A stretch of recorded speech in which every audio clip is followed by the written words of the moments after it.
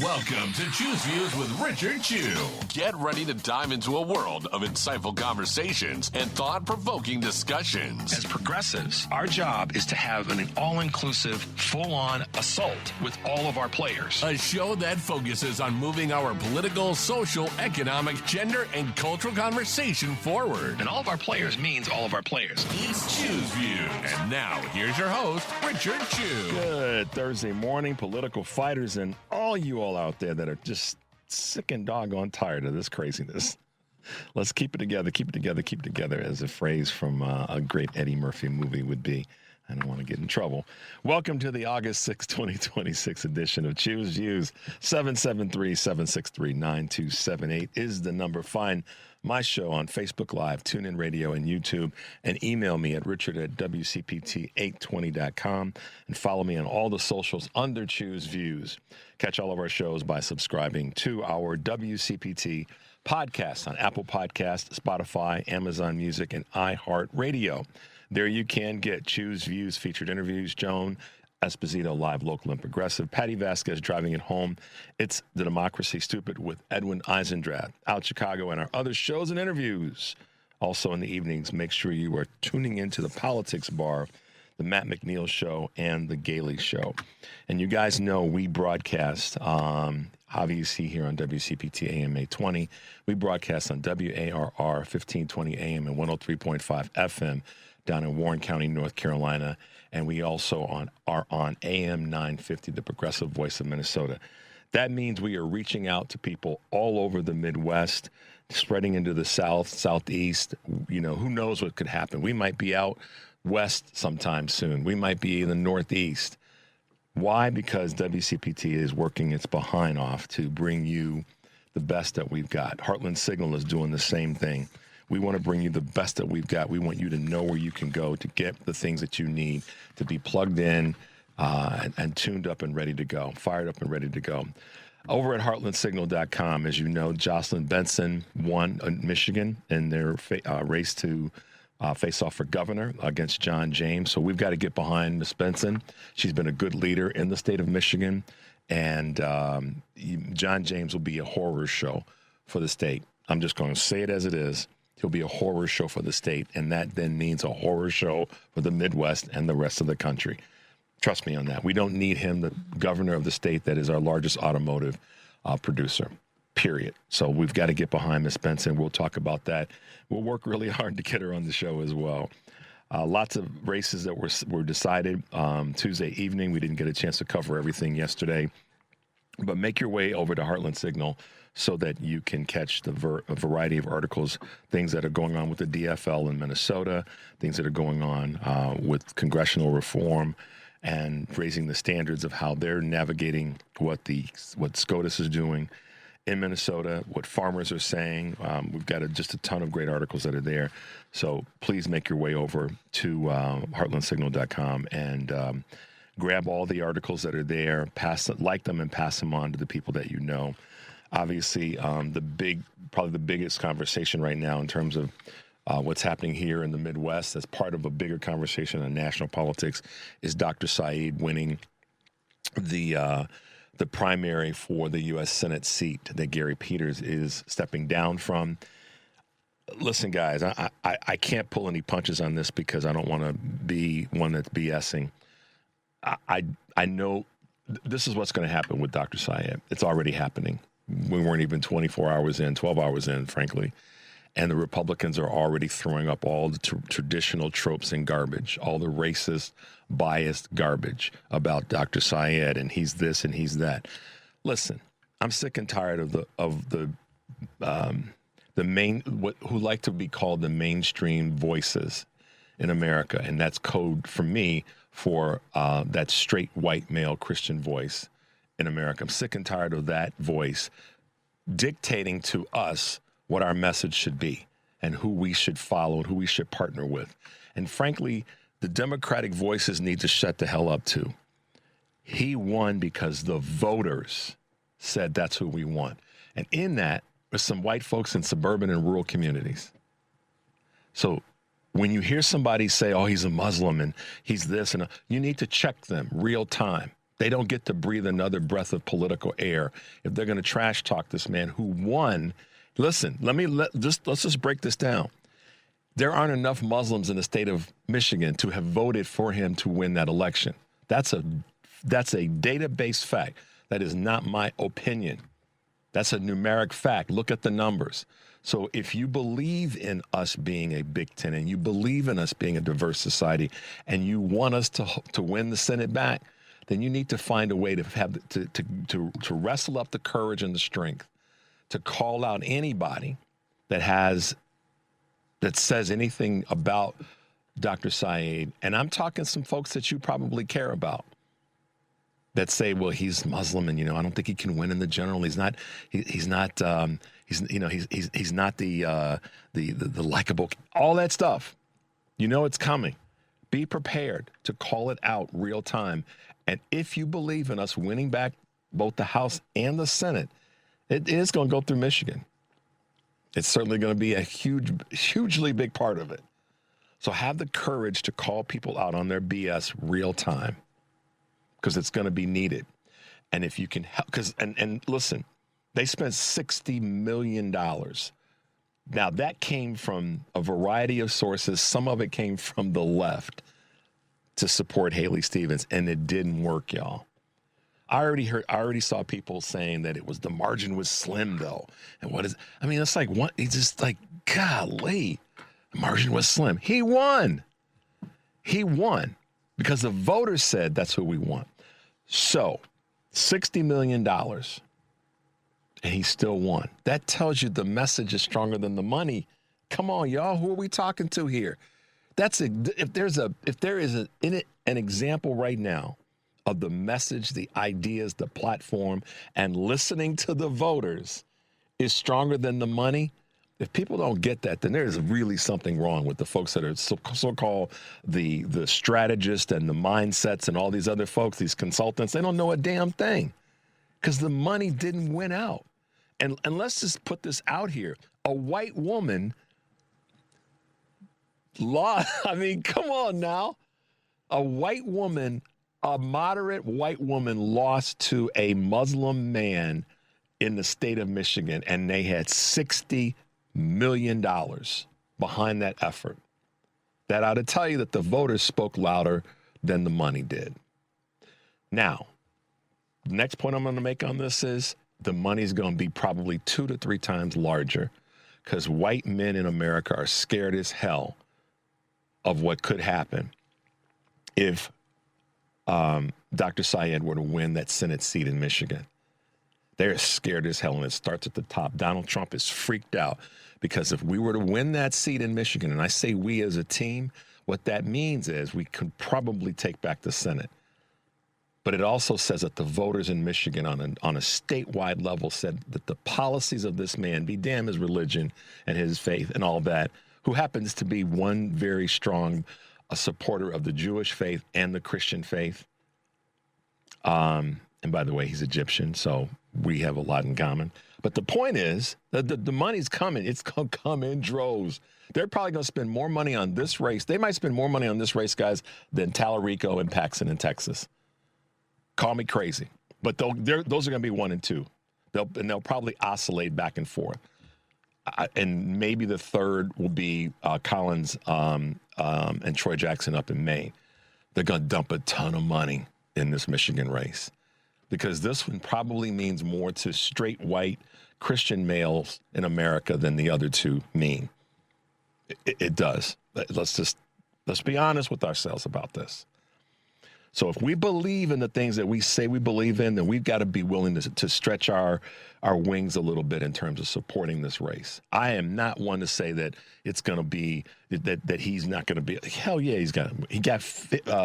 he won this race by beating a person that is a good candidate, good congresswoman. Would have been saying the same thing about her if she had won, because she'd be catching all the hell as a woman. So we have to be willing to say we can win, we will win. And oh, by the way, Mike Rogers sucks as a candidate. I told y'all I wasn't going to mince any words. He sucks as a candidate. Yes, I said it. Tell him I said it. 10 toes in front of the building. Show up, Mike.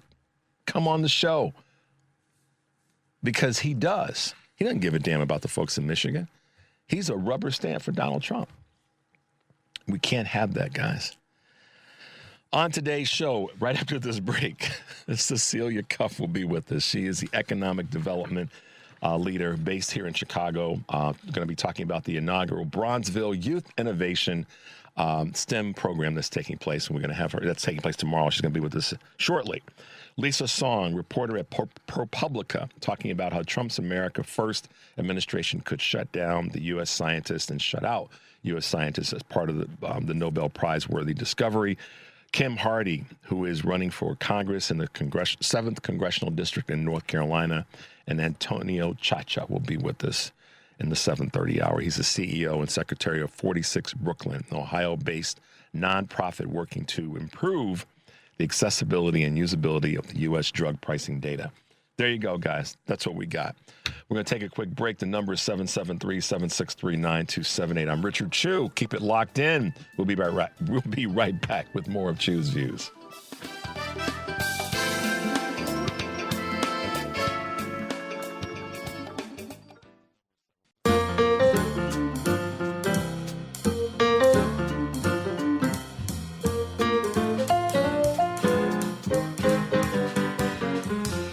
All right, guys, welcome back to Chew's Views. Our question of the day, let me get this in before we have Ms. Cuff on. The Michigan primary is over, and if you were part of Dr. Abdul Saeed's campaign team, what would be some suggestions you would tell him about how to beat Mike Rogers in the general election? Send us your text to our question of the day. Give us a call at 773-763-9278, and go to our Facebook page and let us know your thoughts there as well. All right, Chicago is known for being the first and doing a lot of things, and we are always looking for ways to strengthen our youth programs, to partner with the city and the state to make sure that our Chicago youth programs are working and that they're efficient. And with us this morning is one of Chicago's top community organizers. She is the founder and developer of the Bronzeville Festival and Southside Youth Innovation Program. Good morning, Cecilia Cuff. Welcome to Chew's Views. Good morning. How are you doing? I'm doing great. My throat's scratchy this morning. I don't know why that is. I'm like upset. I was driving here going, where is that coming from? You need to go grab some tea. There you go. Well, it's great to meet you. It's great to have you on the show with us this morning. Thanks for taking a few minutes out to help us understand what's going on with your new program. This is exciting. We are super excited. It's going to be a great weekend, and all the speakers and the presenters have been kind of getting ready for this weekend. So this is going to be the first annual Bronzeville Youth Innovation and STEAM Festival. And I think what makes it most exciting is that it's actually being produced by Chicago youth themselves. So we worked with the Mayor's Initiative, Chicago Youth Works, an incredible workforce development program throughout the summer. And at Southside Sanctuary, we worked one-on-one with our interns to figure out what does their future look like, but more importantly, what are the steps that we need to do during this summer to get you one step closer to your dream job? And so a few of our interns this year were really excited about AI and tech and programming. And so we talked about how do we use our gifts and our skills to then enrich the rest of the community around us. And that's actually how this initiative was born. That it came from the kids. It did. That's so cool. The kids are like, you know what? We've got great adults around us, and they're going to help us with this, but we bring them a good idea. You know, I've always felt, Cecilia, and maybe you feel some of this as well, that when children bring ideas to grown folks, whether they be parents, teachers, counselors, uncles, aunties, whatever, big brothers, when they bring ideas to those folks, it says to me that an environment was created where they felt comfortable talking about their desires and their hopes and things for the future. Is that a fair overlay to place here? Yeah, I absolutely agree. You know, I believe very solely that my success as a human being, and especially in my adult years, came from the ability to imagine. At Southside Sanctuary, we work really closely with organizations like Virgil Abloh Foundation, which, you know, we know Virgil Abloh really thought that everything that he does, he's doing for his self years and the formative years. And so that's the Virgil Abloh Foundation now is doing incredible work for juniors in high school. But for this initiative specifically, we partnered up with Camp Lotus, or Lotus Camp Flight, with Aaron Ireland, who's incredible. And we'll be working with them, and they're bringing 30 of their campers in addition to the 150-plus RSVPs that we have coming from the community. But there are initiatives like that and partnerships like that where you're absolutely right. We have to create an environment where people feel like it's, and youth specifically, feel like it's okay to dream, or it's okay to think outside the box, because I think that's how great ideas and innovative ideas are born. Yeah, and that's one of the things that's always excited me when I see young folks that are like, they're just beaming with excitement about something that popped into their brain, and then they had a place to send that idea out into the universe, literally. And, there's people around them to help them can grow those ideas. It's one of the coolest things to see, in that inspiration and excitement in the youth's face and their mind when they're turned on and tuned in. So that's so great to hear. Talk about the panel discussion that you're going to have. Absolutely. So we'll actually have 4 different panels throughout the day. The event goes from 11 until 3 p.m. So at 11 a.m., we'll start off with a kickoff and really use that to talk about what types of innovation is happening in your neighborhood. We have another panel that's reviewing what are some non-traditional pathways to get to, or what are all the pathways to get to any sort of careers in tech and STEAM. We have another panel that's talking about innovation begins in your neighborhood. So we've got on each of those panels 4 different experts from the community, from the Bronzeville to Southside community, who are going to be talking about everything from starting a hospital to being a digital creator and being able to have a living from that, to aerospace. So we've got such a range of different voices, and we're really excited to be able to have a student Chicago YouthWorks moderator of each of those panels as well. So again, this is solely being led by the students. I'm just here to bring their dreams and their vision to fruition. To keep the guardrails on, but they're the ones that are driving the vehicle. It's so exciting. I don't know if you can see, or you can't see, but you can hear the smile on my voice about this. And you've gotten some great support from, frankly, the city and the governor's office, right? Well, I guess I'll say we're really doing this as a pioneering ourselves. We did work with Chicago YouthWorks through the summer, and that's been an awesome program to be able to help give on a hands-on job experience and training to our students, but also for smaller nonprofit organizations like us at Southside Sanctuary, that actually becomes our ambassador and our ambassadorship for the summer. So that's great. And I think for us, we know the incredible initiatives that our Governor J.B. Pritzker has coming up, like the Quantum Park, and so many of the other initiatives that Alderman Dow, our alderman, has also worked to bring to our community. And I think it's our job to respond to that leadership that they're bringing to the table and to those entrepreneurial or enterprise initiatives that they're bringing to make our environment stronger. And we need to, to be honest, prepare our students to be able to move into those workforce spaces, or to be able to get those apprenticeships, so that when those opportunities come available for the corporations that they've attracted to our communities, that we are preparing our next generation to move into those positions. So that was really, we're kind of acting as a response to the incredible groundwork that's been laid by our government leaders. Yeah, it's exciting to see that come together when the private sector and the public sector, the individual and the government leaders figure it out and say, you know what, we got a lot of good things that we can get done. We can just lean in together, then we get them done. It's sometimes so simple, but I'm glad to know that we've got this type of organization and what you're doing. Tell us a little bit about STEAM and how this is playing into the development of this program, and how it's going to be that beyond college, have that beyond college impact. Absolutely. The STEAM portion, which we've talked through as a leadership team, is really looking at STEAM from not being something that's yes but something that's more of yes and. Can you do arts and also be involved in, digital media? Can you be into drone simulation, but also into video gaming? So I think we've taught these concepts in a silo previously, and that, to be honest, it just doesn't stick anymore. And I think our ability to look into the future and know that all of those worlds are led by AI, or all of those worlds are going to be led by tech, and making sure that people feel comfortable navigating through all of those worlds, and understanding, again, that they all play into each other, especially moving into, next generation. So I think that's kind of the understanding that STEAM is a part of all of our daily lives was something that was really important. And that's actually why we created the Innovation Village, which will actually be 15 different stations that are STEAM related. So we've got everything from, looking at blood platelets through a microscope to looking at a telescope, or we're doing drone simulation. We'll have students there that are making their 2D and 3D characters and then bringing them to life through holographs.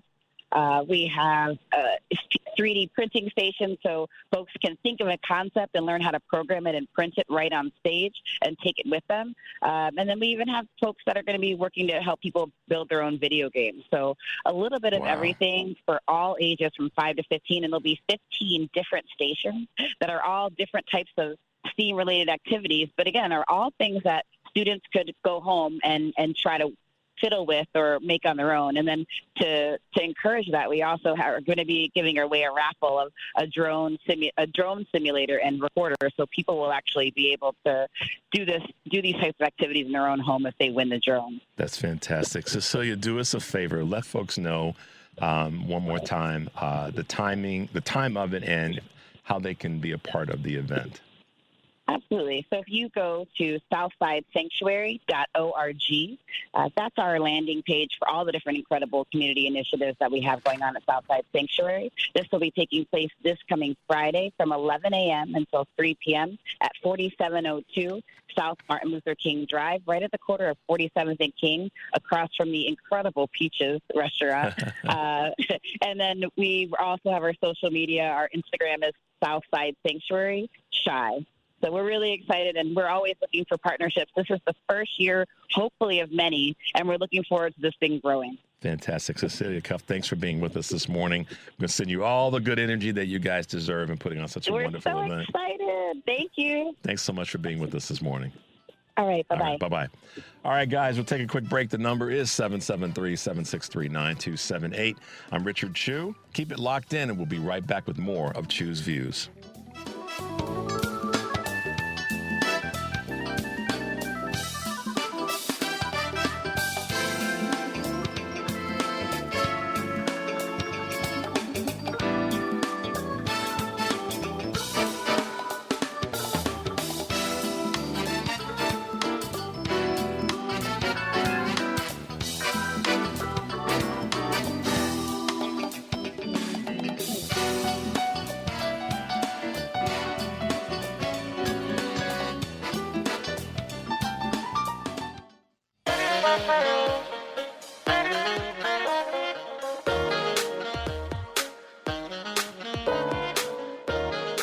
All right, guys, welcome back to Chew's Views. If you were just tuning in, I'm Richard Chew. Thanks for keeping it locked in.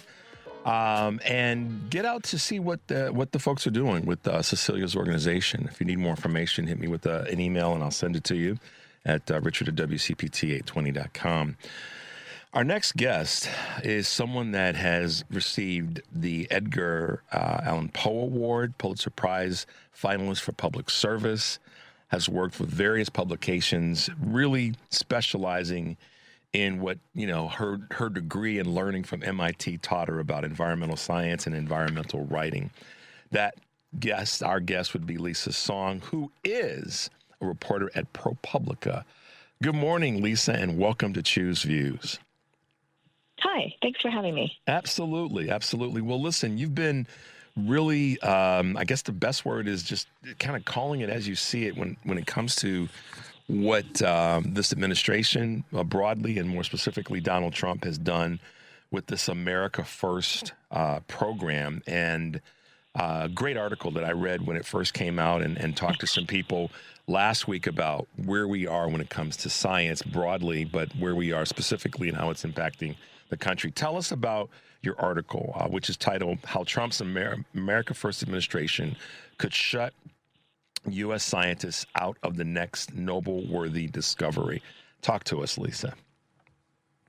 Yeah, so the article is about this new rule that the White House wants to put onto every federal agency, basically in the government, and this rule would affect hundreds of billions of dollars of grants that the federal government gives out, whether it is grants for education or veteran services or the National Institutes of Health or the National Science Foundation.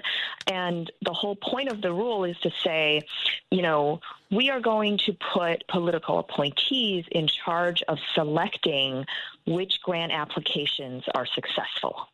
And so this would be a fundamental change from how grants are selected now, which is right now you get actual subject matter experts to decide which grants are worth funding.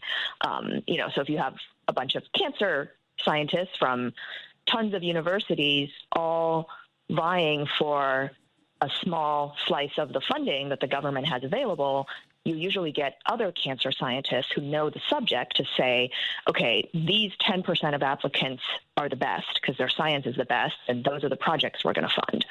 This new rule would say political appointees are going to make the selections, and these appointees don't have to know anything about cancer research or the subject of the grants, and they're going to select the grants based on how well the subject aligns with President Trump's political priorities. So it would just be a fundamental shift in how we hand out tons and tons of money.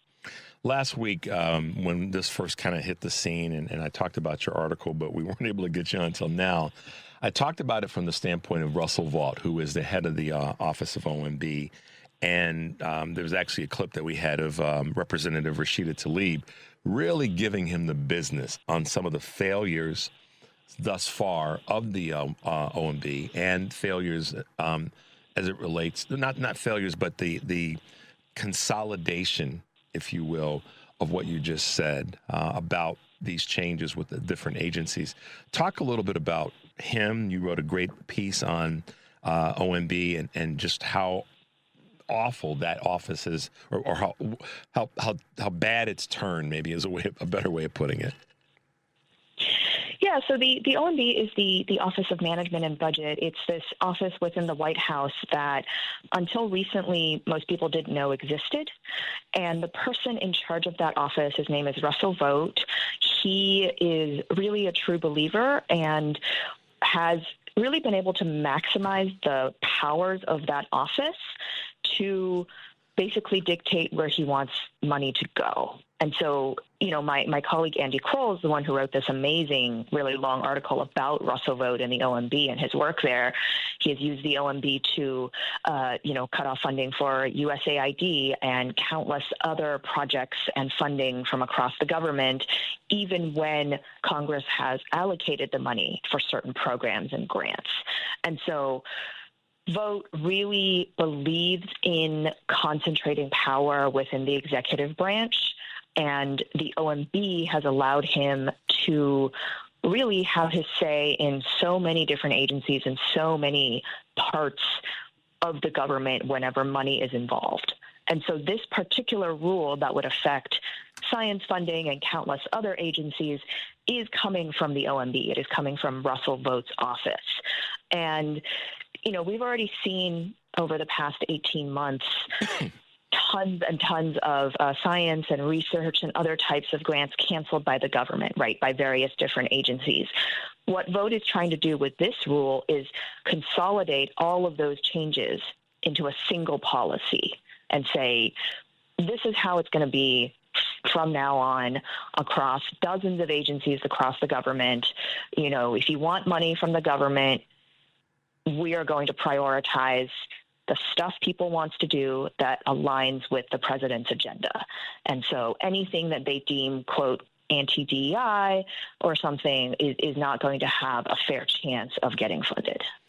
And some of this is tied, and maybe most of it is tied to this belief in the unitary executive theory, correct? Yeah, it's all about concentrating power into the executive government and the idea that, the executive branch, the White House, they can do a lot more than what traditionally they have done or what Congress has allowed them to do. And technically, right now, because much of this has been customary, is the word that I've been using, and sort of the way, quote, we've done it, without actual laws in place to either prevent it or enforce it, it's allowing this particular administration to kind of operate unilaterally. Is that a fair way of looking at it? I mean, yeah, I have colleagues who have written a lot about how the way Congress is set up, one of their primary powers is to control federal spending, right? They select every year how much money every agency gets, how much money each program gets, and that is one of their primary functions. And what the White House and OMB has done under Russ Vought is repeatedly defy those instructions from Congress. So you see that sort of tension and just chaos playing out again and again, where Congress says, we want this much money going to this program or USAID or whatever it might be, and the White House just not letting it happen.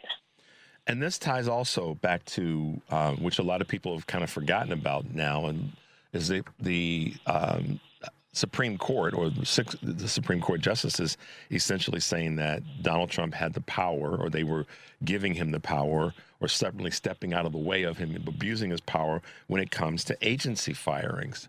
Because that then by removing the current agency heads, they can put in the people that they want, the political appointees, not to your point, not just with one area, let's say science, for example, but any other agency where they don't want monies going that have been allocated by Congress. And that's the slippery slope that we're on. Am I correct in that? Yeah, I think what's important to remember is that the way our government normally works is you have all these federal agencies, and the majority of staff are what's called career employees, right? They are people, maybe a scientist or an accountant or somebody who stays in the federal government, is a federal employee, and they work there for decades. They are supposed to be non-political staff. They are experts in a particular field, and they stay and do their work regardless of what party is in the White House or who the president is.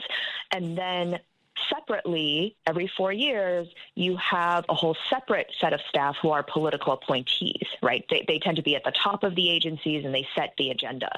And what we are seeing is that Trump fairly recently made a change that would allow him to fire a bunch of career civil staff much more easily, and then to be able to have more political appointees within these agencies. And so that's another systemic change that could really affect how all of these agencies, including the ones on science funding, operate in the future.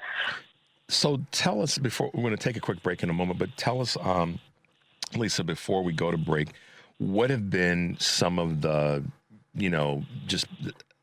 breakthroughs that have taken place as a result of having this independence, and as a result of the collaborations that we've had with science? Yeah, I mean, my article focused on one scientific breakthrough in particular, and that was something from 2012 when particle physicists discovered what's called the Higgs boson. And what the discovery meant was that physicists were able to prove for the first time why people and planets and stars have physical solid mass. And this was the result of decades and decades of work, and 6,000 scientists from all over the world contributed to this massive breakthrough. And so my article was pointing out that something like this massive, huge scientific achievement, could not have happened under the new rule that the White House wants to instate. And so I have people participated in that particular breakthrough in 2012 saying, if this rule had been in place back then, the U.S. just wouldn't have been able to play a role. We would have been left out. We would have been watching from the sidelines as scientists from other countries, made this breakthrough and celebrated the results, but we would have been left out. Yeah, so America first doesn't always mean America alone. It means whatever it means to this administration, but it should not mean America alone, which is different than America making sure that we take care of ourselves. I think that's part of oftentimes the misperception and the misread this conversation. Don't you agree? Or do you not agree but have a different perspective on it? I'm sorry. I mean, I think that when it comes to science, what we are seeing is that the more complicated and the more significant the discovery or breakthrough, the more likely it is that it was the work of hundreds, if not thousands, of people from all over the world, right? Mm-hmm. Think about other breakthroughs like mapping the human genome or the very fast creation of the COVID-19 vaccine, right? So soon after the pandemic happened. Those are not things that a small group of people can achieve. And they only happen because scientists from all different countries worked together closely. They were free to collaborate with each other, and they, shared their data, shared their results, helped each other. And one of the principal things this OMB rule would do is place restrictions on how American scientists can work with scientists from other countries. And so that is one of the main things that American scientists are really worried about right now, right, is we can't do everything by ourselves. It is impossible if we're talking about really important future discoveries. Yeah. Lisa, let's take a quick break. The number is 773-763-9278. I'm Richard Chu. Keep it locked in. We'll be right back with more conversation with Lisa Song. I'm Richard Chu, and this is Chu's Views.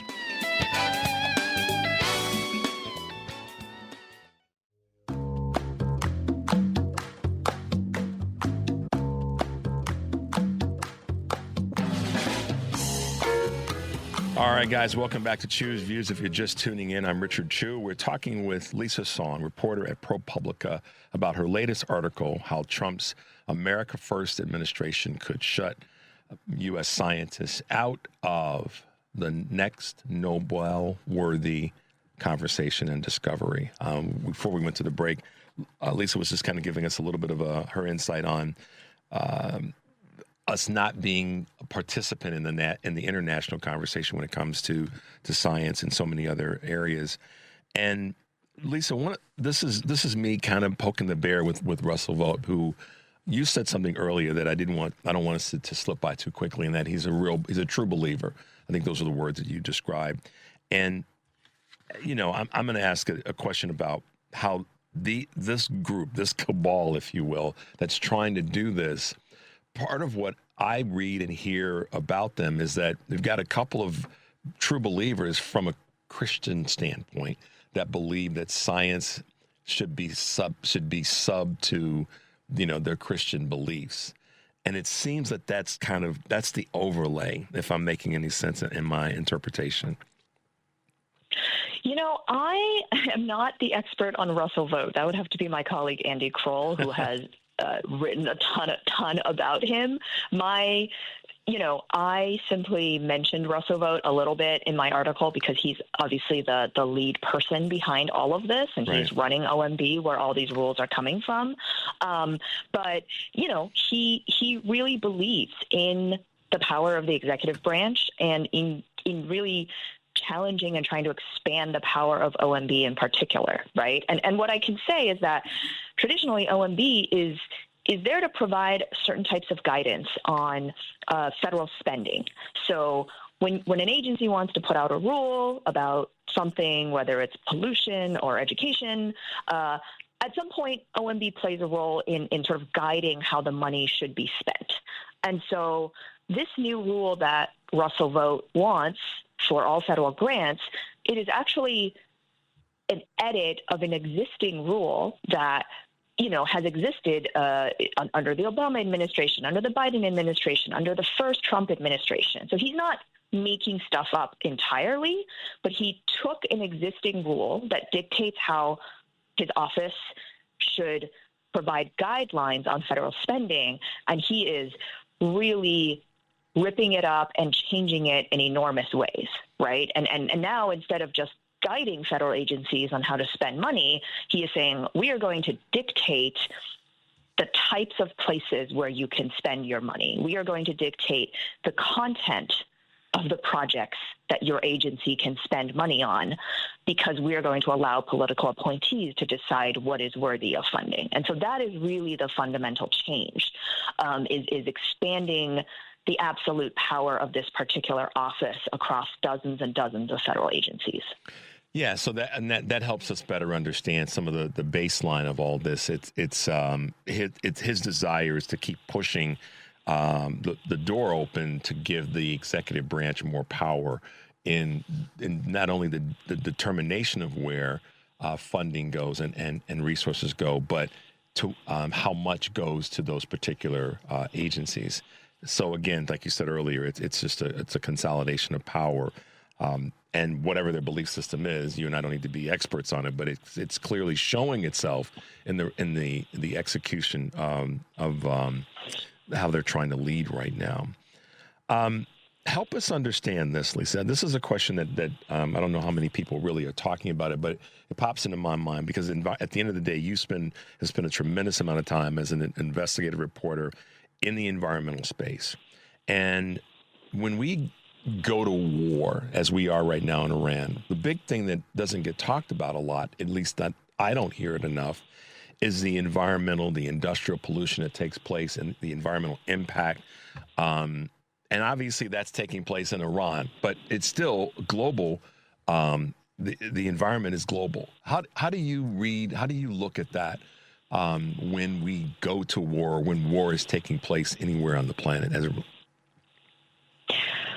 Oh, gosh. I mean, obviously, war is extremely polluting in so many ways, right? Just if you forget about the bombs and the weapons for a moment, just the transport of the troops, of supplies. Think about all of the fossil fuels that are burned just to move people and supplies around, right? And these are, this is heavy equipment. It's not just driving a car to the mall.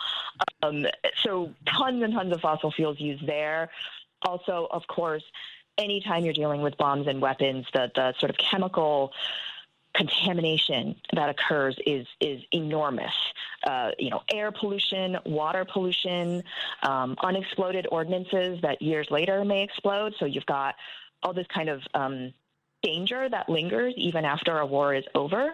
All of that, and this is not a particular niche expertise of mine, but I've certainly read a lot of stories about just the sheer contamination of the land and wildlife and the environment in places like Gaza, Ukraine, right? And a lot of times, especially for larger conflicts, the time it takes to recover and restore an ecosystem and environment, you're talking about decades of time. This is not something you can send a company in and clean it up in a day or two after the war ends.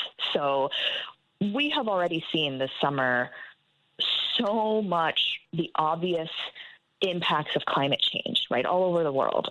Huge wildfires in Spain and France, really, really high, basically unlivable hot temperatures in India, and of course all of the smoke in the U.S. From wildfires in the West and in Canada, right? Here in New York City, we had days and days where you basically couldn't go outside, and we didn't even have the worst air, right? Think about Michigan. Think about what's happening in the Pacific Northwest right now. Even without war, we are already dealing with huge environmental challenges. And so when we have war, it's just more piled on top of that. Yeah. Do you see, or how do you see, I guess the way I'll look at this is international, not international, but national security intersecting with things like environmental oversight and our supply chains. How is that tied together, or do you think that there's any sort of an intersection there?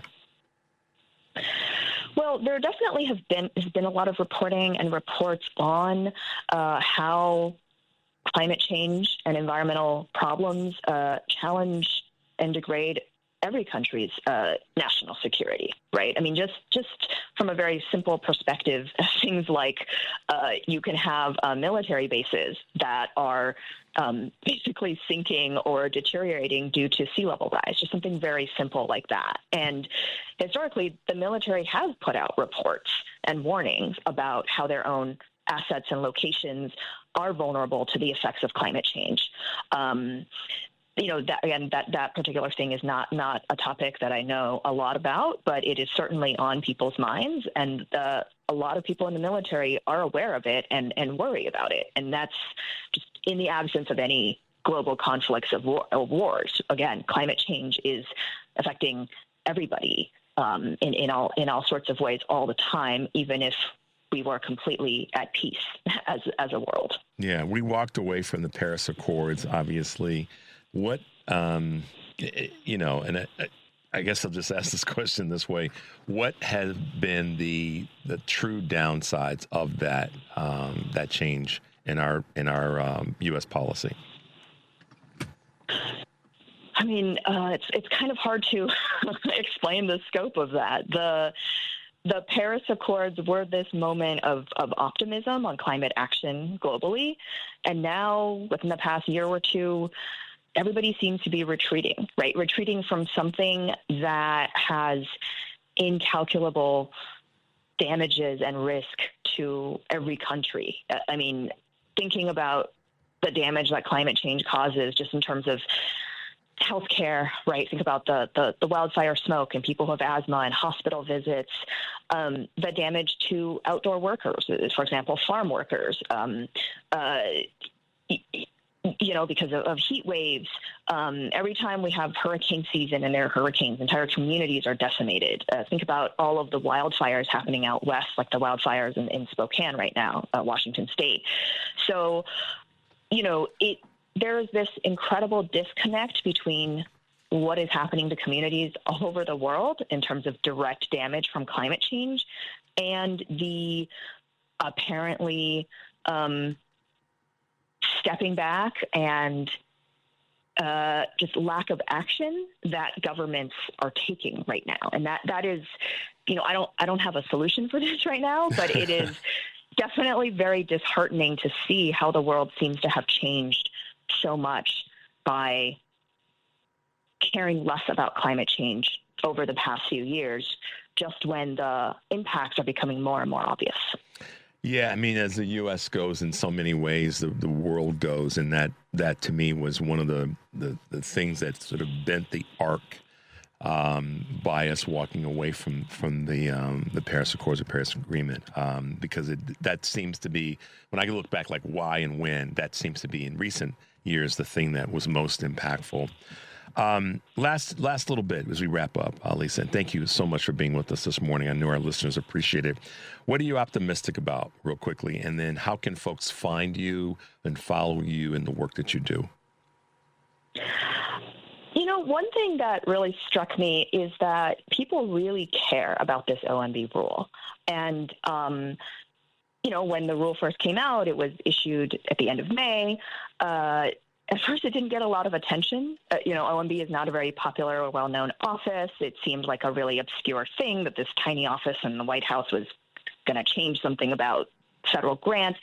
But so many communities and people have made a fuss about it. There were tens of thousands, if not hundreds of thousands, of public comments submitted over the rule. There has been some action in the Senate to try to delay implementation of the rule, at least until after the midterms. We won't know for a while if that's successful, but, various lawmakers, including at least one Republican lawmaker, has spoken out against the rule. They want to change it or get rid of it in some way. And so I think seeing that civic engagement and knowing that people are paying attention and care and are trying to have their say in our democracy, that's been really heartening, again, on this subject that could otherwise seem obscure. How can folks find you real quick as we wrap up? You can find me if you just search my name on ProPublica's website, just Lisa Song. You'll find a bio page that has contact info. And I don't do much social media, but I am technically on Blue Sky. Gotcha. Lisa Song, thanks for being with us this morning. We appreciate it. Look forward to having you back in the future. Take care, okay? Thanks. You too. All right. Bye-bye. The number is 773-763-9278. I'm Richard Chu. Keep it locked in. We'll be right back with more of Chu's Views.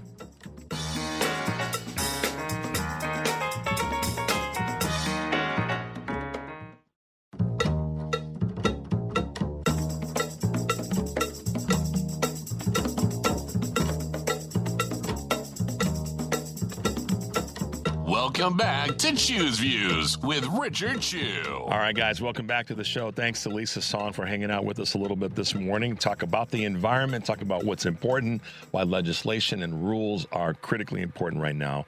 And it's a thing that Democrats can run on all over the country, whether it be in local elections, state elections, or federal. It is an opportunity for us to speak about. I mean, if we're gonna live here on this planet, we have to take care of it. And if we don't, we have nobody to blame but ourselves. And that includes pushing back on elected officials or cabinet members on any level that deny that we have issues and that a responsibility to our climate. Our next guest, Dr. Kimberly Hardy, is a candidate in North Carolina's 7th Congressional District. She's a mom, second vice chair of the NCDP state party, social worker. What can I tell you? She's just getting it done. And as a mom, she wants the environment to be right for her children and for the neighbors' children and the neighbors' children. Good morning and welcome to the show, Dr. Kimberly Hardy. Thanks for being with us this morning.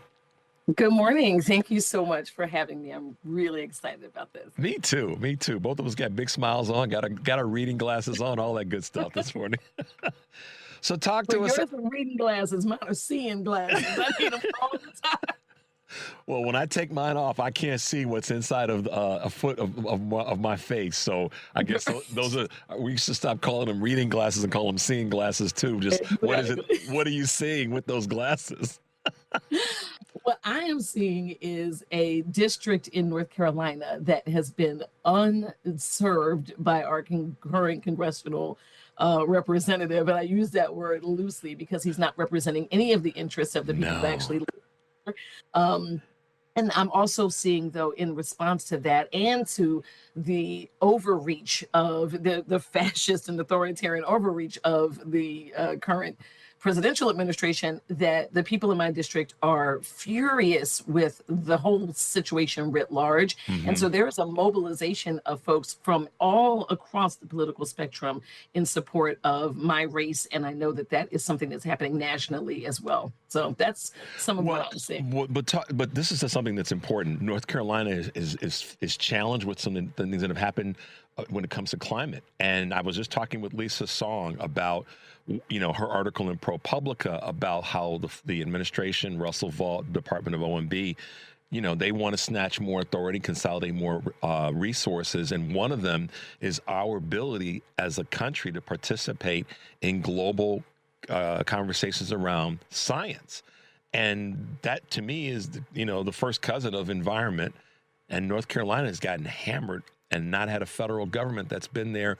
And to your point, a representative that's looked out for the people there in North Carolina. I've talked to Anderson Clayton about this a number of times. Talk to us a little bit about that. So my district in particular, for example, is heavily impacted by this lack of care and consideration for the environment. So PFAS, which is the chemical that Chemours knowingly drops into the water and the soil in this area. This is not the only state where this has happened with Chemours. We have had to deal with folks having massive health problems as related to these what they call forever chemicals being in the water. This is the stuff, for anyone who's not aware, that makes your skillets slick, this is what keeps it from being nonstick, Right. And what a lot of folks don't know is it's also part of what makes the uniforms that firefighters wear fire retardant.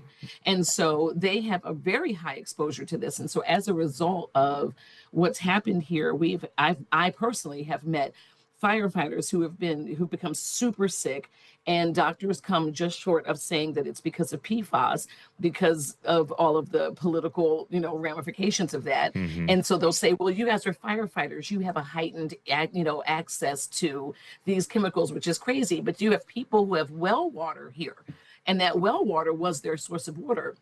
They will never get that well water back again. They can never drink that again.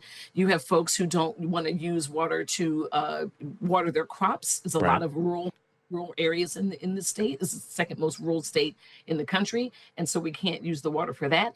And we have told Chemours that one of the things they need to do is pay for whole home filtration systems so that folks can not just have access to clean drinking water, but also to minimize the risk of dermal exposure. Taking a shower in forever chemicals is still not good, but they won't do it. Most of the work that they will do is they'll give like water filtration for the kitchen sink, and that's it. But I've also met people whose children were born with all sorts of health defects as a result of exposure prenatally to PFAS, and they can't get any sort of care for them. But that's the thing that's an issue, because Medicaid cuts will affect the care of people who have these sorts of disabilities. So all of these things are connected to one another. And then in my district in particular, there are some areas where even the most modest rainfall results in flooding, because the underground infrastructure is simply not there, because Rausser voted against that. And so, so you have that issue that's happening, which is making the soil runoff an issue in the town of Navassa in Brunswick County. They are a Superfund site. The EPA was just out there again the other day. They've been doing long-term remediation of the dioxins and the creosote that are in the soil and the water there. So the environment is like, it's where we live, it's what we breathe, it's how we exist. And I don't understand why that would be something that we would ever call into question, to pretend that these issues are not real, to deny what we know from scientists to be so, and to approach solutions to it in a way that's driven by science is the only thing that makes any sense. Whatever else is happening in DC is pandering to the worst ideals that most of these people have. Well, two things. I'm moving to North Carolina so I can vote for you. Thank you. No, I'm going to push people all over the country. Okay. You're in time, but that's okay. All right. The other thing is, when you were saying that about the why, and I try to cut through certain things where I think we know the answers to a lot of the things that we wrestle with, and I'm saying all of us. People who would deny science, that there's got to be a why. And when I listen to people talk about, well, that's not real in terms of climate change or global warming, I think, how could you not see that? And I've heard people say to me, Richard, it's always been that way. Well, no, it hasn't been. I'm from Chicago. We used to get 4 months of snow, and you prayed that you had enough salt, that your tires were good, that you had, if you grew up in this area, you knew you had to be prepared because it was coming and it was going to stick around. That doesn't I talk more about this, Dr. Kimberly, I talk about how many days in December that the temperature was over 50 degrees. Wow. I've talked more about that than how much snowfall we got. Because now when we get a heavy snowfall, we talk about it like, wow, I didn't think we got a heavy snowfall, rather than, okay, it snows here for 5 weeks. So that is crazy to me. I lived in Chicago for 6 very cold years. Yeah, I was 67 in South Shore. Oh, yes. And no, it wasn't the quadrangle. It was the little building next to it, right? Like across the South Shore Cultural Center. Yes, right around the corner. At University of Chicago, and I was a school social worker at North Lawndale College Prep, when they just had the one up there on that side. So I get it. Like, I remember moving there, and there were exposed skin warnings. I remember the first time it snowed, and my best friend and I, who were originally from Maryland, we were like, oh, we're going to have the day off. And the Chicago public schools were open on time, even though it was the craziest snowfall we'd ever seen. We know how to get down when it snows here. We just do. So you all are the barometer by which I measure all other winters. And so, but to know that the winter in Chicago is not like that anymore is all of the evidence you need to know that something is happening. Yep, I think sometimes, Dr. Kimberly, that some people get caught up in this, and this may seem odd to people, but for those who listen to my show anywhere in the country know I say this, that this sort of belief that this is God's will, and that we're this isn't happening because. I think that there's a component there. And when I look at the federal administration right now, as it relates to what I was talking with Lisa Song about earlier, a lot of these true believers in that space, they've all but said that, this is why we are where we are, because they think it's God's will, or that this is not happening because that's not what God would want. And I'm not trying to get somebody to get to speak on their religion or their faith, but there's a component to that right now because of this drive towards Christian nationalism, and it's seeped. It's talk about seeping into the water table. It's seeped into our political water table. Correct. And this is not the first time. Like, this happened. We all remember Jerry Falwell, like the religious right, which, by the way, is neither. The religious right is neither. Okay, let me just say that. But the religious right has been, pushing this agenda of theirs for a really long time. And so, as a woman of faith, my religion, spirituality are my primary research areas in my scholarly world. And so, I have no problem with people wanting to believe in whatever higher power. If you want to believe that God is doing a thing, then that's fine. But I always say, but God also invented scientists. God is the ultimate scientist, right? And so, like, it's crazy to think if you're a true believer that you can believe in the story of Noah's Ark and how God washed the entire earth clean, but you cannot think that, anyway. So all I'm saying is it's not congruent. It's not congruent. And I wouldn't push anybody to move away from whatever their faith is, but I would ask them to remember the part in the Bible where it says, my people perish for lack of knowledge. Yeah. Right. I would ask people to really, it doesn't, two things can be true. You can love the Lord. I love Jesus, but you can also say, I also love the fact that there are learned people who study this stuff for a living, and that science and weather, or science and the economy, or science and whatever can exist in the same place. And so can my faith. Like, these things are not mutually exclusive. But if we pretend that this is all faith all the time, or just there's no way this could be, then that's how you end up with things like Project 2025. There it is. Right. Because people say, I remember telling people about this, and they were like, well, he could never do that. It's unconstitutional. And I'm like, okay, but for Donald Trump and his ilk, this is really more of a gentleman's agreement, and none of them are gentlemen. That's right. And so they're not holding up to the agreements. Dr. Kim, let's take a quick break. The number is 773-763-9278. I'm Richard Chew. Keep it locked in. We'll be right back with more of Chew's Views.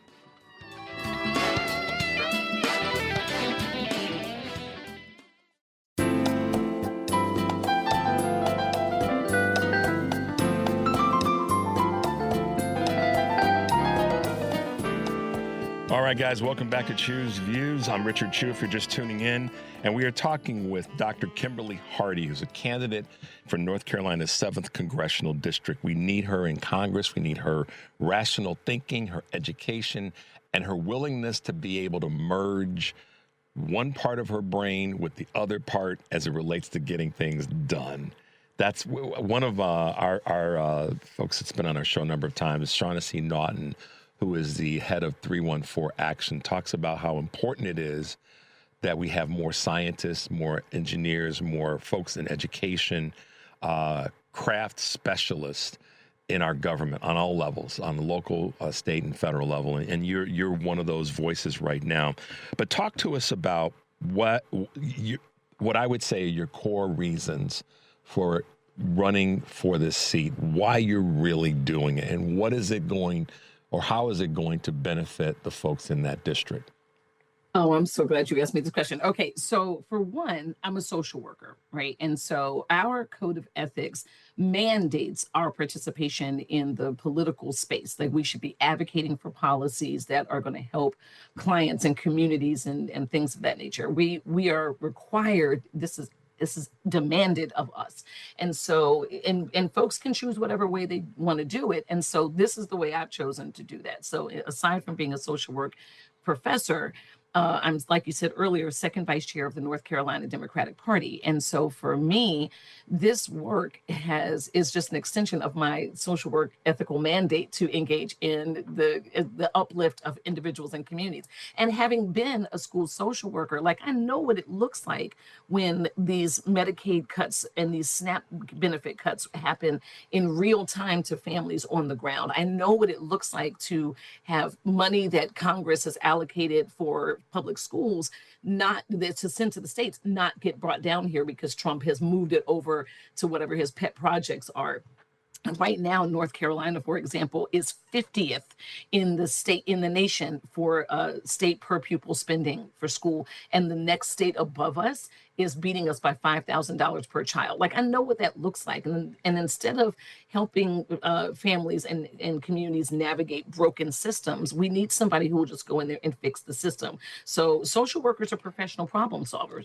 I'm not going to solve the problems that we're facing like a politician. Politicians tend to do this stuff for self-interested reasons. I'm a social worker who will be a member of Congress. And so for me, it's how do we take these issues, come up with really common sense solutions to them that actually solve the problem and not just score you political points or not just make you a rock star on one of the, cable TV networks or whatever.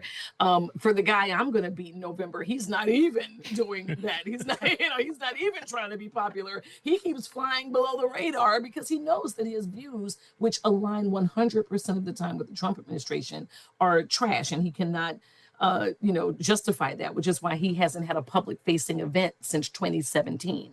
The people of this district have not seen him in forever. And so, like, out in the wild, I like to say, you just never see him anywhere. And so, but if you cared about these people, the people in your very own backyard, then you would go to DC to make sure that the policies and the dollars to make those not just be unfunded mandates, that they would come back and help you.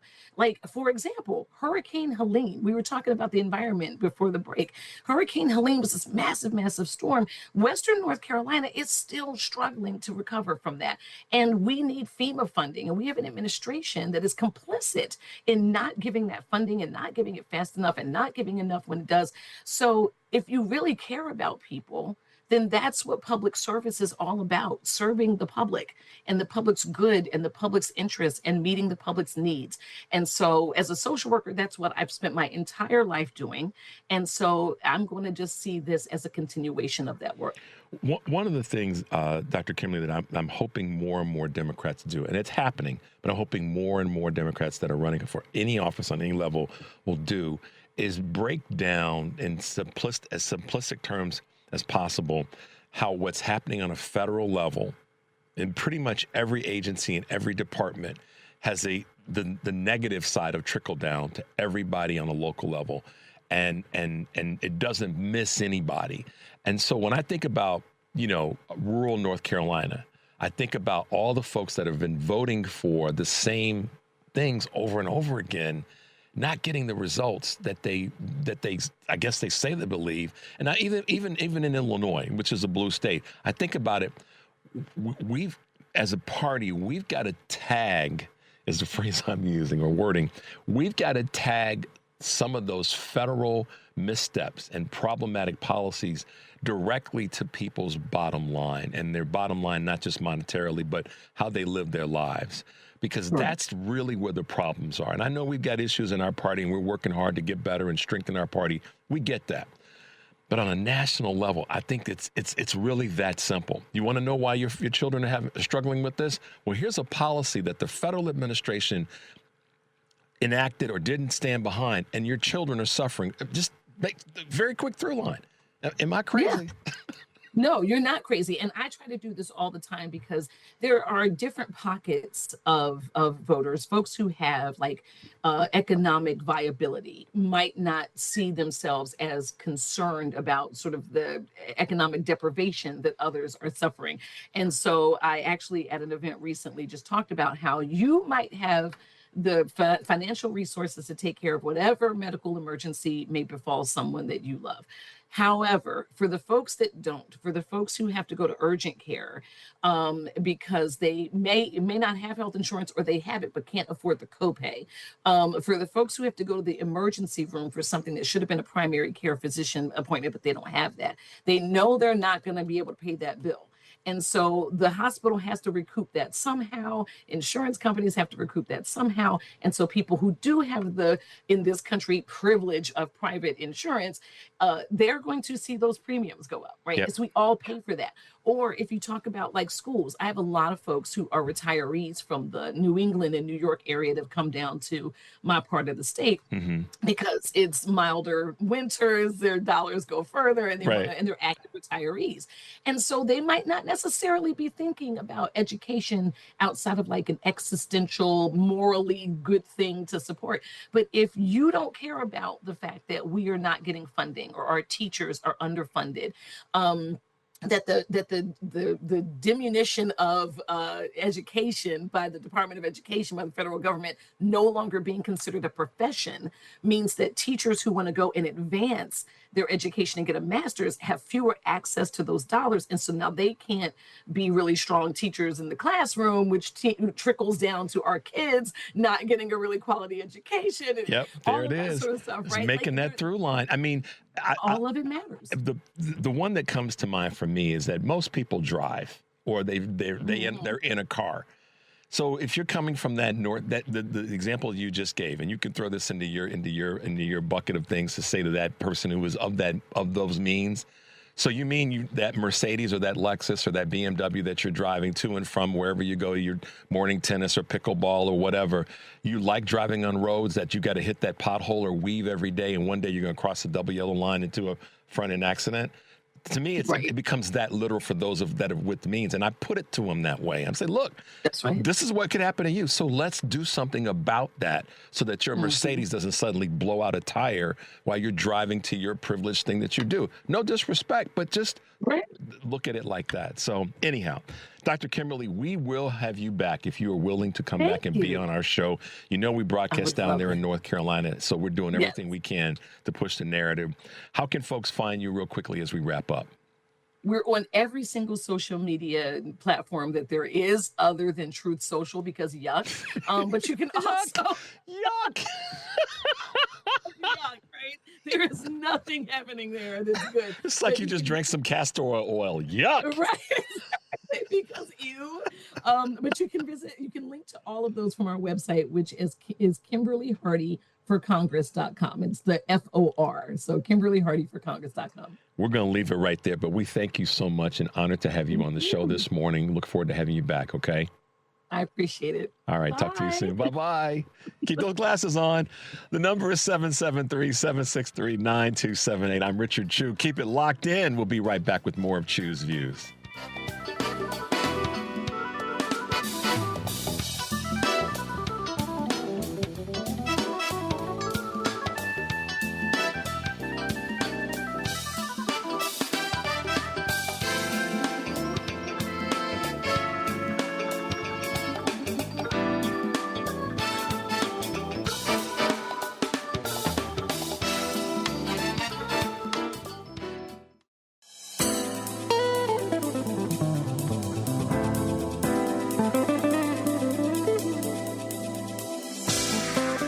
All right, guys, welcome back to Chew's Views. For those listening to WCPT today on Live, Local, and Progressive, Joan Esposito will be taking your calls and then talking to Lisa Graves, legal scholar, an expert on right-wing infrastructure, the author of Without Precedent, How Chief Justice Roberts and His Accomplices Rewrote the Constitution and Dismantled Our Rights, William Muck, professor of political science at North Central College, and Rich Eberwine with three stories you might have missed in our digital newsroom. So make it over to heartlandsignal.com. There you go. Joan Esposito, Live, Local, and Progressive, 2 to 5 here on WCPT, Heartland Signal. And tune in tonight on Patty Vasquez's wonderful show known as Driving It Home. She'll be joined by guest co-host Ken Mejia Beal, and their guests are Ben Kamenos, host of Outside the Box with Ben Kamenos on Substack, and Joel Dinnerstein, who is a professor of English at Tulane University and author of the new book, The Last of the Ellis Island Jews, a Brooklyn memoir. Driving It Home with Patty Vasquez, weekdays 5 to 7 here on WCPT, Heartland Signal website. Tune in, YouTube, and Facebook.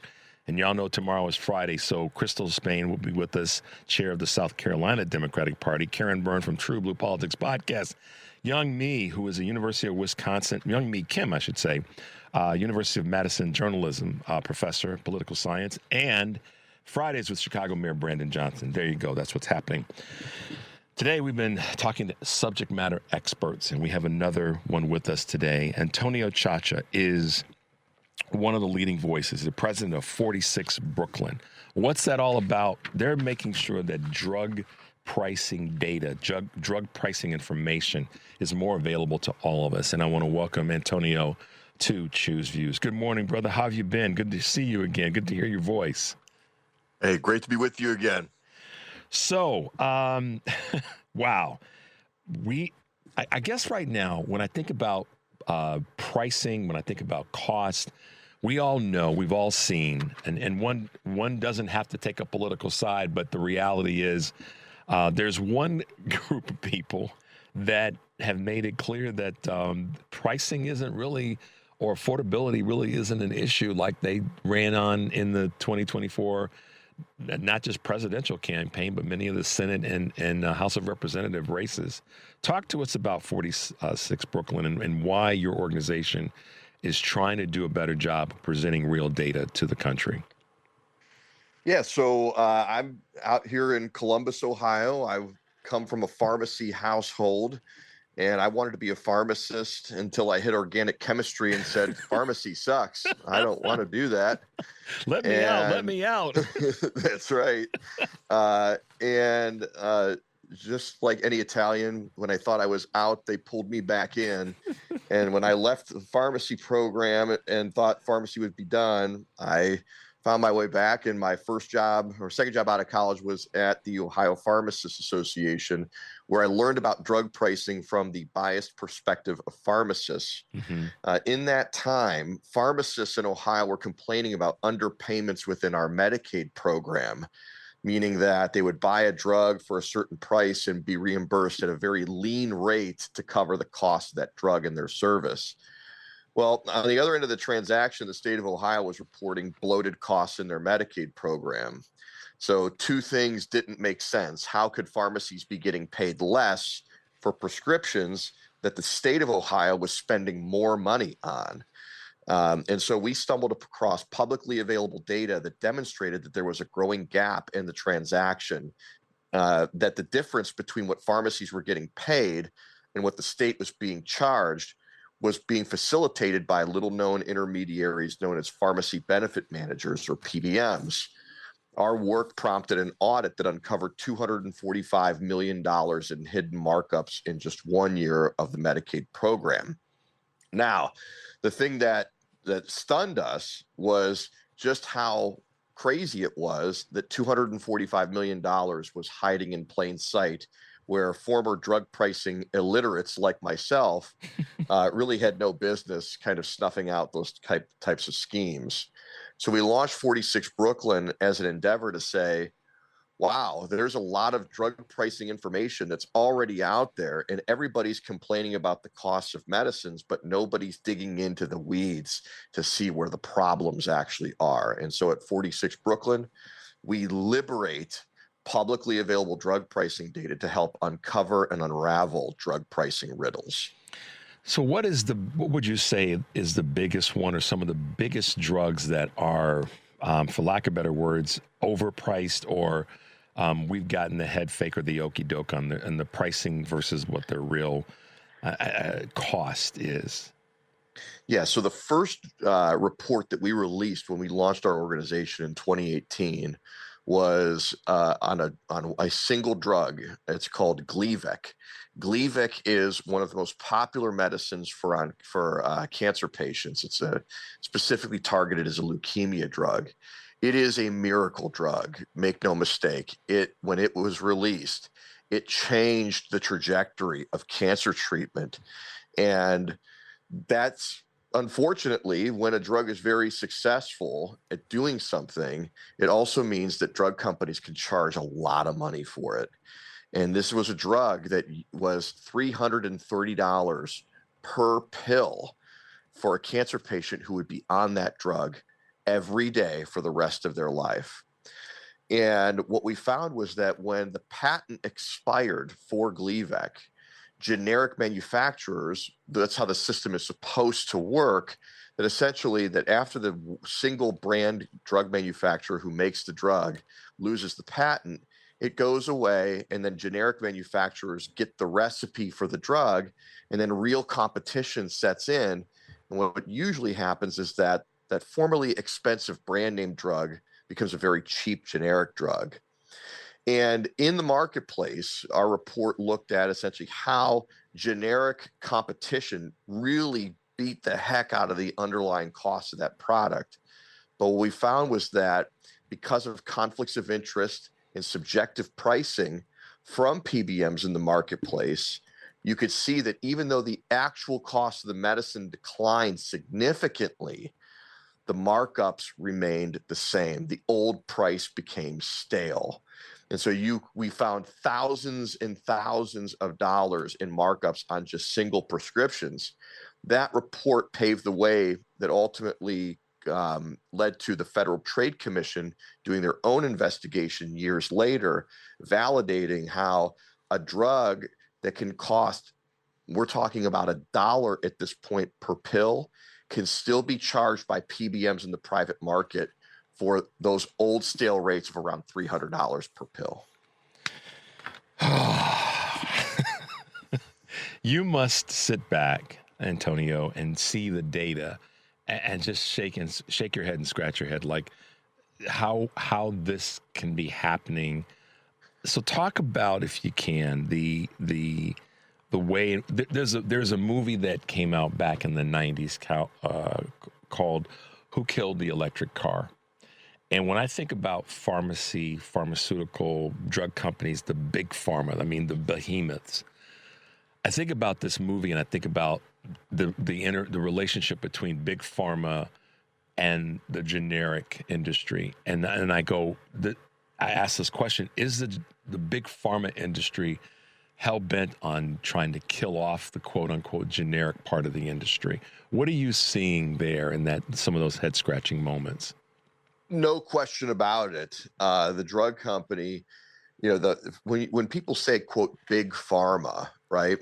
Big pharma churns out about 10% of the drugs that we take as consumers per year, meaning that the branded companies, the ones who have the patents, the one who set the really, really high prices, the ones where there's a minimal amount of competition, those only account for about 10% of the medicines that we take on a daily, annual basis.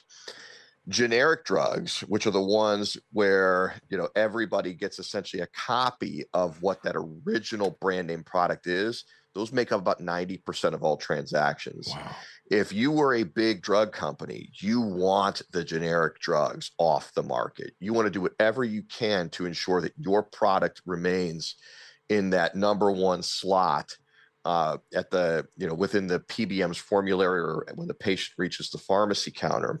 So there absolutely is a frictious relationship between brand drug companies and generics. But the problem is that makes sense. I think anybody hearing that would say, well, yeah, of course the brand companies don't like the generic ones because they eat all the profits. The problem in the drug channel goes far further than that, because that dynamic makes sense. What doesn't make sense is that the wholesalers, the pharmacies, the PBMs, the insurance companies, they too have conflicts of interest where they also don't like the drugs that are supposed to be the cheapest. And so what we see time and time again is that it is not just a drug company problem. It is a system problem that includes the drug company, but has a cascade of a ton of other players who all have bad incentives to favor the highest priced drugs over the most affordable ones. Antonio, I think about another movie, and I guess this is, how we can sometimes draw parallels and learn some things. I think about the movie Dopesick, and I'm sure you've probably seen it, or I'm certain you're aware of it, and how it exposes exactly what you just talked about in terms of the food chain of what and where the problems are. And it's not just, or I should say solely, the brand pharmaceutical companies. Talk a little bit about that food chain's negative impact on not only the pricing, but also the utilization and the prescribed part of the industry. Yeah, so think of it this way. We have a pricing problem in the United States. In the US, we suffer from the burden of having the highest prices for medicines in the world. bar none. There's no debate. The U.S. has the highest prices for medicines in the civilized world. And in order to combat that problem, the U.S. relies upon market dynamics and in hoping that competition can actually lower prices. The challenge is that competition doesn't actually yield low prices. It ultimately occurs within a supply chain where PBMs run the show. So let me explain. If you're a listener sitting there saying, "What the heck is a PBM?" And I'm sure if the half of your listeners who haven't turned the channel yet, who have remained, a PBM works on behalf of the insurance company, and they are supposed to be the good guys. Because if the drug companies are setting high prices and they sell drugs to wholesalers who set high prices, and then they sell drugs to pharmacies who set high prices, and it's totally unreasonable to expect the consumer or an employer or government program to pay whatever the sticker prices are for these medicines that are super bloated and inflated. Well, then how the heck do we get reasonable pricing in the drug channel? Well, pharmacy benefit managers or PBMs, they work on behalf of our health insurance companies, our employers, our Medicaid programs, and they negotiate big discounts off of those inflated prices. So that sounds great, right? The three largest PBMs are Fortune 15 companies. They are larger than the drug companies and pharmacy companies they were hired to control. That should be a good thing, right? If they're there negotiating on our behalf and they're bigger, that should mean that bigger size means bigger value. And it is true. They're able to negotiate massive discounts off the list prices charged by the drug channel. But that's where things get ugly. PBMs have exemptions to federal anti-kickback laws. That allows drug companies to give big legalized kickbacks, or what we call rebates, in exchange for the PBM saying, "Hey, we'll make sure that the patient can get access to your drug over a competitor drug." So the drug companies can literally pay off the companies that we're relying upon to lower the cost of medicines or push more affordable medicines at the pharmacy counter. Making matters worse, those same PBMs own their own mail order pharmacies, their own retail pharmacies. If you are aware of CVS Pharmacy has an affiliated company called Caremark, which is one of the three largest PBMs in the marketplace. That means that Caremark, which is, again, a sister company of CVS Health, they get to tell the patient where to get their medicines under their benefit plan and where they can't. Yep. They also get to set the prices of those medicines, meaning that they can charge the patient what they want, they can charge the health plan what they want, and they get to pay their own pharmacies whatever they want. And they can also set the rates of reimbursement for CVS's competitor pharmacies, whether that be a Walgreens or all the way down to an independent pharmacy. These are just a couple of the conflicts of interest that show you that structurally we're relying on the PBM to lower the cost of medicines, but they have an explicit conflict of interest, a cascade of conflicts of interest that actually makes them more money when prices go up. Because they're feeding the same beast that they're sitting at the table with. Antonio, let's take a quick break. When we come back, we'll talk a little bit more about PBMs. The number is 773-763-9278. I'm Richard Chew. Keep it locked in. We'll be right back with more of Chew's Views.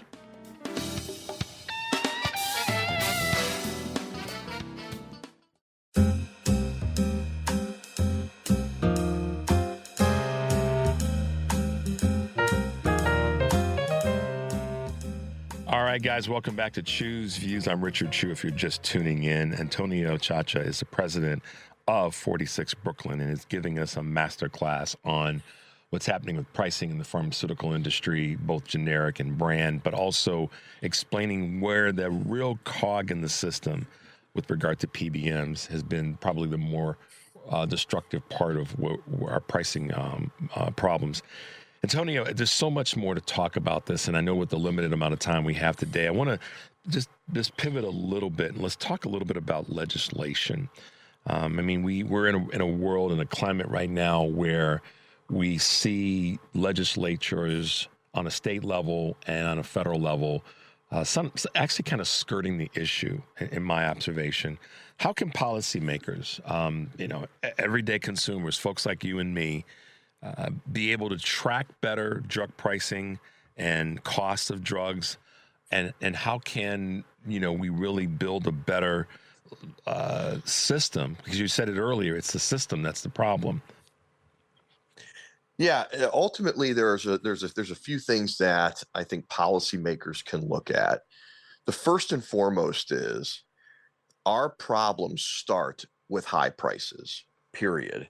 And that is not a PBM problem. It's not a pharmacy problem. It's not a drug company problem. It's an everybody problem. When everybody makes more money in the system, when drug prices are high, don't be surprised when you get high drug prices.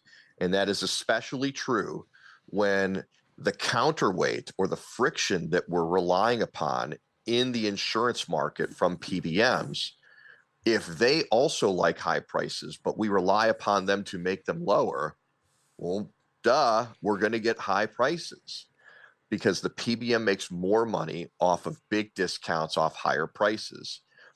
They position themselves as the proverbial toll booth in the system, that in order to access reasonable pricing, we must walk through their toll booth. And so that if you were a PBM sympathizer or fill in the blank of any layer of the supply chain, you'd say, okay, well, look, it's not our fault. The prices are high. Well, then we just need a system where we don't have to go through the toll booth. Mm-hmm. We have, as I said earlier, 90% of the drugs that we take in America are generic drugs, meaning that anybody can get the recipe to the drug and offer it at a lower price. So for 90% of the drugs out there, the market should, obviously in absence of antitrust issues and things like that, but we should see prices decline, the cost go down, but we don't see that. So what legislatures are often missing is that, well, let's say we're going to just tell the drug company they have to charge less. The prices have to be lower. We're telling drug companies we're not going to pay any more than X, Y, Z. So often the problem in the drug channel is that even when you get a low price, that low price is not passed on to the patient at the pharmacy counter. It's not passed on to the employer paying the bill.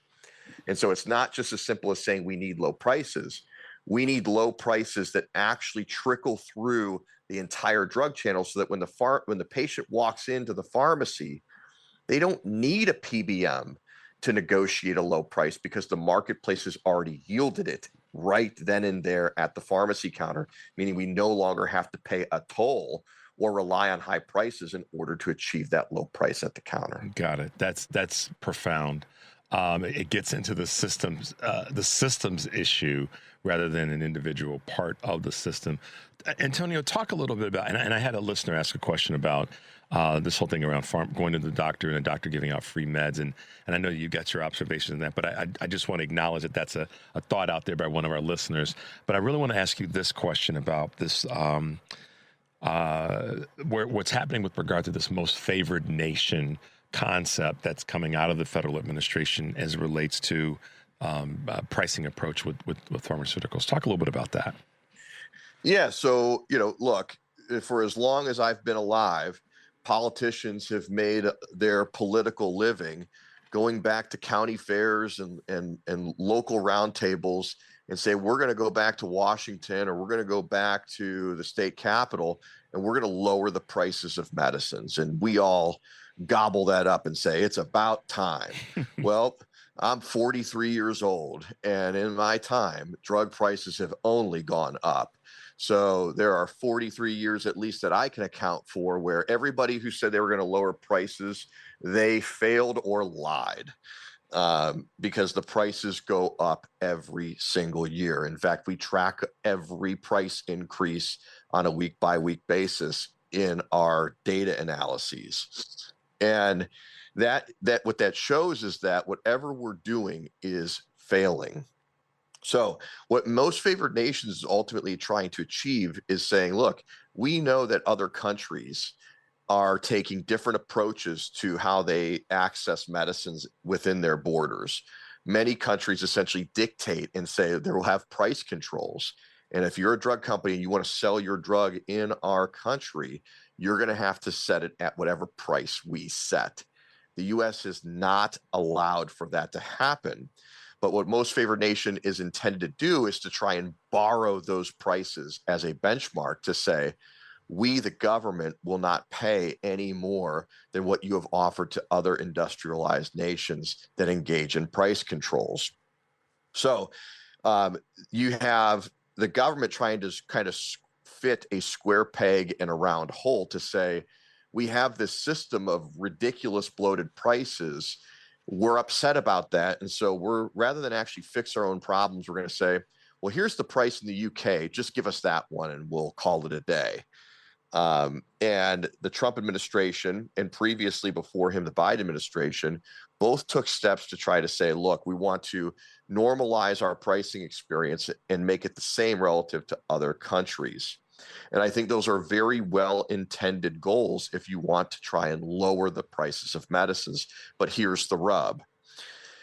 In the United States, we don't just have a PBM problem. We don't just have a drug company problem. We have a government problem. Mm-hmm. Years ago, the government went to drug companies and said, when they expanded drug coverage to Medicaid beneficiaries, so those who are the poorest and the most underserved in every state, before the 90s, they didn't cover the drugs under the Medicaid program.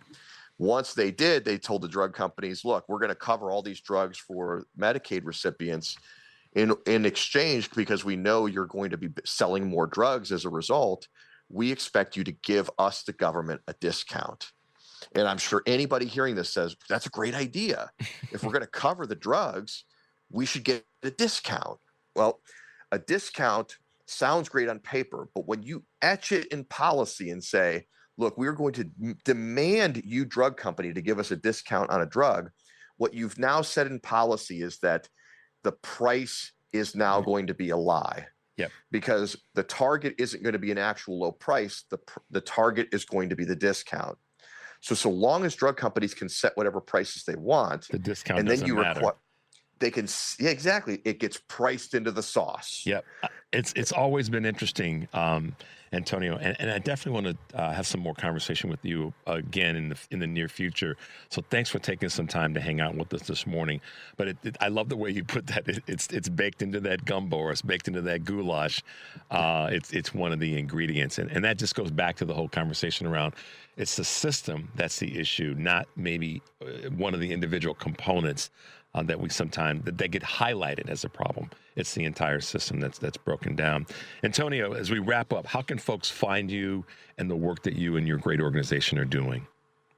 Yeah, if you want to become a drug pricing nerd and bore your friends and family about the nuances of drug pricing and acronyms that nobody ever wants to hear, you can find our work at 46brooklyn.com. We track manufacturer prices, Medicaid costs, Medicare costs, and you can find in our cascade of benchmarks and data sets and visualizations drugs that should be very cheap, like $45, but are being charged $12,000. Yeah. Antonio, thanks you so much for being with us, man. Stay safe.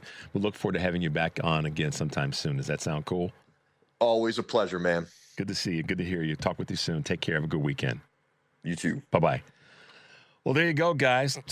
Made it to the end of the show. I wonder how we got there. Make sure you were staying tuned for Joan Esposito, Patty Vasquez, and next up here on WCPT is the Stephanie Miller Show. And remember, take a deep breath and make your life count. We will see you tomorrow.